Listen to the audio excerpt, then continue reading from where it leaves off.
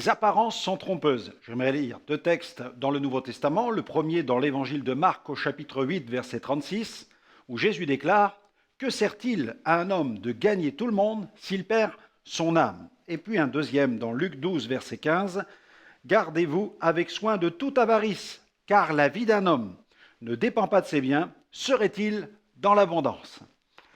Pendant 5 ans, avec mon épouse, nous avons travaillé au développement d'une œuvre pionnière.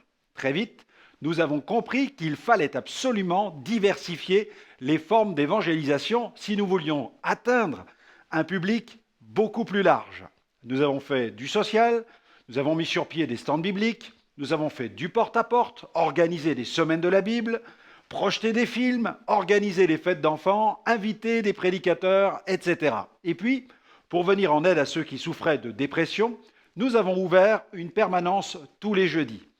Nous avons fait publier un article dans le journal invitant ceux qui le souhaitaient à venir nous rejoindre. Et je me souviens encore de ce jour où j'ai vu une voiture de sport rouge se garer juste en face de notre assemblée. Une femme en est descendue, elle avait le profil mannequin, vêtue d'un manteau de fourrure, et puis avec une grande élégance, elle a traversé la rue et pénétré dans le local de notre modeste assemblée. J'ai pensé qu'elle devait chercher une autre adresse. Et se tenant là, en face de moi, elle a sorti de son sac à main l'article de journal qu'elle avait pris soin de découper. Je l'ai invitée à s'asseoir. J'avoue que j'étais un peu surpris. Je me demandais ce qu'elle pouvait bien vouloir. Et puis, j'ai vu son visage s'assombrir. Elle s'est mise à pleurer. J'étais vraiment embarrassé, ne sachant pas trop quoi dire, et ni même par où commencer. Et c'est elle qui commença à parler. Elle a dit « J'ai besoin de parler avec quelqu'un. J'ai tout ce qu'il me faut, tout ce qu'une femme peut espérer. Mon mari m'aime, et il m'aime tellement qu'il ne cesse de me faire des cadeaux. Il m'offre de magnifiques bijoux, des manteaux de fourrure. Là, il vient de m'acheter cette belle voiture. Mais tous ces cadeaux ne parviennent pas à combler ce vide immense que je ressens en moi. Je suis désespéré. » Face à cette confession, je n'ai pu m'empêcher de penser à ces paroles de Pascal qui a dit « Il y a dans le cœur de chaque homme un vide en forme de Dieu. » Et encore, le cœur de l'homme est creux et plein d'ordures, c'est ce que Pascal disait. Mais bien sûr, je lui ai apporté la parole de Dieu.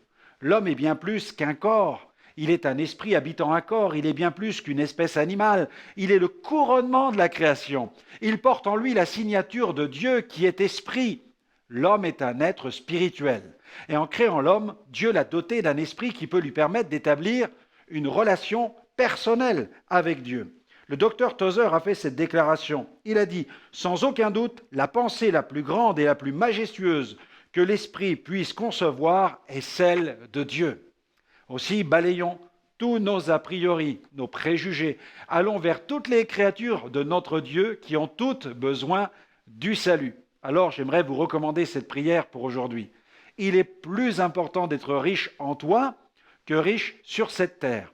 Mais je reconnais que les richesses de cette terre, que le riche de cette terre, eh bien, sont les plus malheureux. Les riches de ce monde sont les plus malheureux parce que peu te connaissent.